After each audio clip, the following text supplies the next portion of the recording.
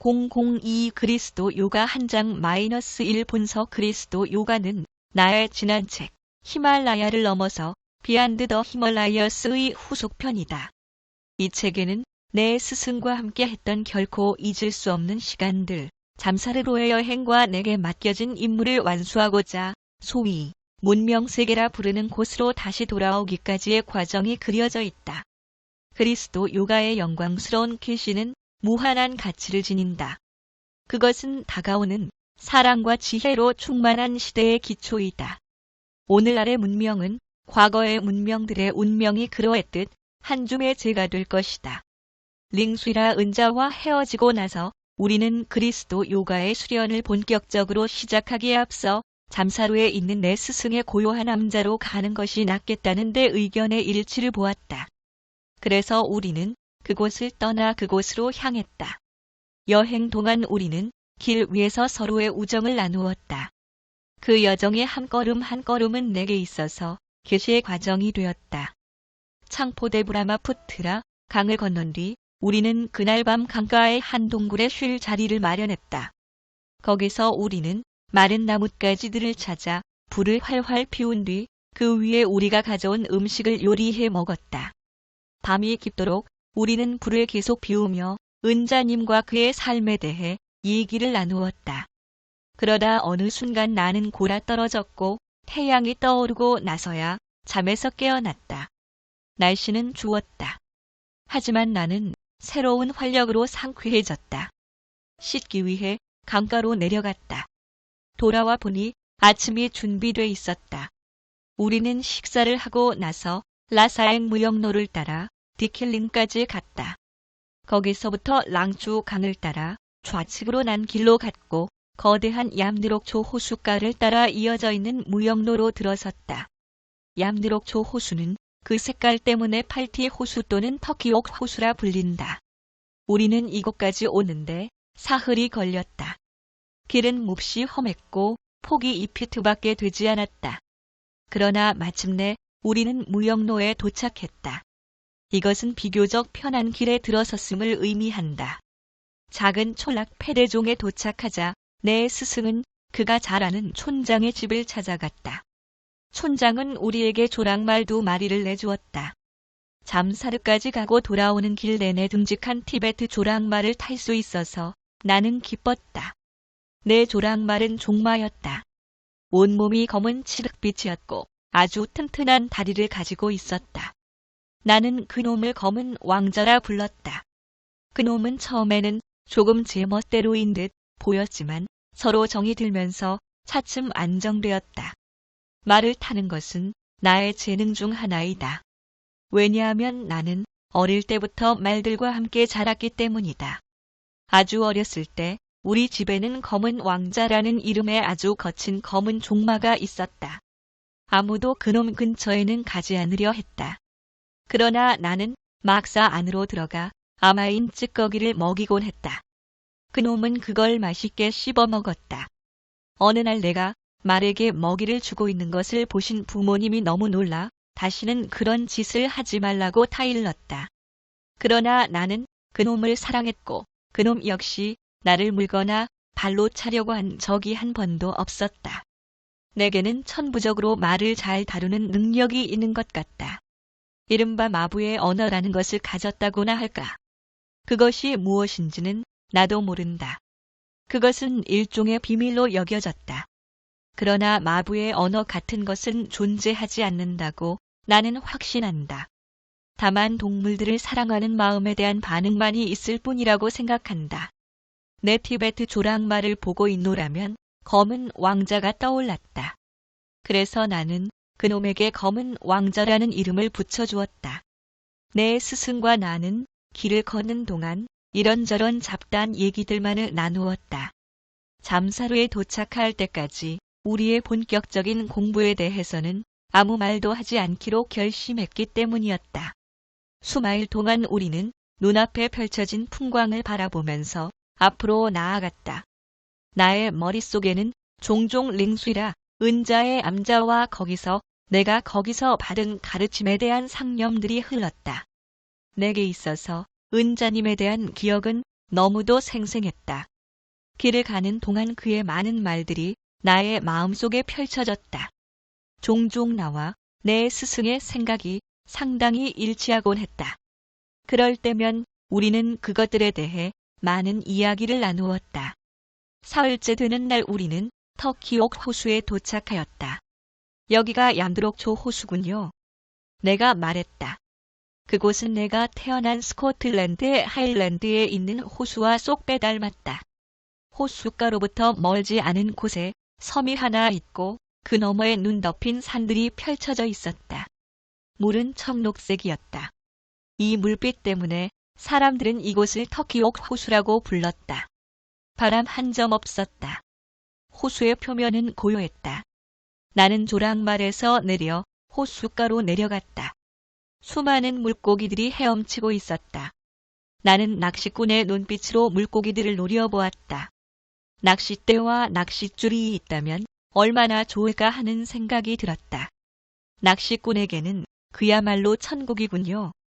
나는 내 스승에게 말했다. 맞아. 그가 대답하였다. 내 눈빛이 반짝이는군. 하지만 낚시할 시간 없어. 그곳은 해발 14,000피트였다. 햇빛이 빛나고 있었지만 서늘했다. 호숫가에는 야생화들로 덮여 있었고 온갖 색상들이 어우러져 알록달록했다. 정말 멋진 풍경이군요. 내가 말했다. 호수 위에는 수백 마리의 야생 오리와 거위들이 있었다. 돌멩이를 하나 집어 그놈들 근처에 던졌다. 그러자 꽥꽥거리며 반 마일가량 떨어진 섬으로 날아갔다. 나의 가슴은 환희로 가득 찼다. 생명으로 충만한 그곳의 풍경은 너무도 황홀했고 우리 여정의 가장 힘든 부분이 끝났기 때문이었다. 우리는 온종일 호숫가를 따라 말을 몰았다. 도중에 야크떼와 짐을 실은 나귀떼가 수차례 오갔다. 한 번은 500마리도 넘는 야크떼가, 또 한 번은 150마리의 나귀떼가 지나갔다. 페데종 마을은 호수 안쪽으로 불쑥 들어간 곳에 자리하고 있었다. 그 끝에는 낡은 성체가 하나 서 있었다. 그 모습을 보니 스코틀랜드 인버니스주에 있는 네스 호수 고제에 있는 글렌 우르쿠아트 성이 떠올랐다. 폐허 주위에는 야생화들이 여기저기 무리지어 있었다. 거기에는 청색과 자색의 참제비 곡갈, 용담 같은 야생화들이 무성하게 피어 있었다. 우리는 길을 가는 도중에 2번 쉬었다. 그때마다 우리는 음식을 만들어 먹은 뒤 침낭 속에서 잠을 잤다. 나를 괴롭히는 유일한 것은 모기들이었다. 우리는 호숫가를 따라 여행했고 소라를 가로지른 후 마침내 창포 강에 다시 이르렀다. 해발 16,000피트의 이준령 아래로 창포의 협곡이 내려다 보였다. 도도히 흐르는 창포 강의 좌우로 늘어선 녹색, 적색, 갈색의 경작지들이 협곡을 시선 가득 메우고 있었다. 양쪽 강변 구릉지대에는 붉은 새지붕의 집들이 점점이 산재해 있었고 그 너머에는 눈 덮인 웅장한 산맥이 아스라이 펼쳐져 있었다. 잠시 풍광을 보면서 넋이 나가 있었는데 내 스승의 목소리가 들려왔다. 뭐해? 그는 이미 한참 앞서 가고 있었던 것이었다. 이제 가요. 내가 대답했다. 내 목소리가 계곡 아래로 메아리쳐 들려왔다. 그것은 기묘한 느낌이었다. 지금 글을 쓰고 있자니 그때의 느낌이 다시 살아난다. 우리는 5,000피트가량 되는 지그재그의 고갯길을 내려왔다. 이윽고 매우 비옥한 협곡에 이르렀다. 2피트가 넘는 야생화들이 흐드러지게 피어 있었다. 나는 그토록 화려한 색채를 본 적이 없다. 청색과 자색의 참제비 곡갈, 앵초, 용담, 대황, 양귀비 등 수많은 야생화들이 피어 있었다. 길을 따라 창포에 이르자 강폭이 1, 나누기 4마일도 넘었고 물살도 무척 빨랐다. 넘실대는 강물 속에 나무 조각을 하나 던져 넣어 보았다. 그러자 그것은 시속 30마일의 속도로 떠내려갔다.